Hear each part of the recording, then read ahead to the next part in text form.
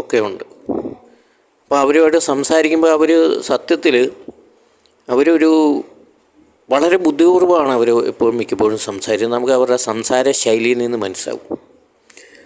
ബുദ്ധിയുള്ളവർ മാത്രമേ അങ്ങനെ സംസാരിക്കുകയുള്ളൂ.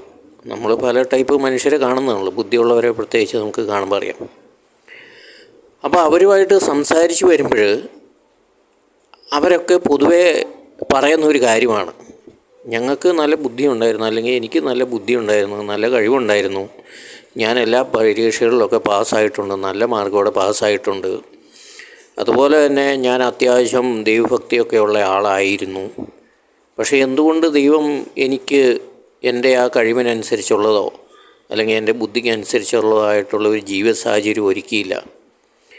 ഇനി അത്രയും തന്നെ ഇല്ലെങ്കിൽ പോലും എനിക്ക് സ്വസ്ഥമായി ജീവിക്കാനുള്ള ഒരു വഴി ദൈവം എനിക്ക് കൃത്യമായിട്ട് തന്നില്ല, ഞാൻ ഉദ്ദേശിക്കുന്ന രീതിയിൽ എനിക്കൊന്നും ദൈവം തന്നില്ല എന്നൊക്കെയാണ് ഇവരുടെ പരാതി.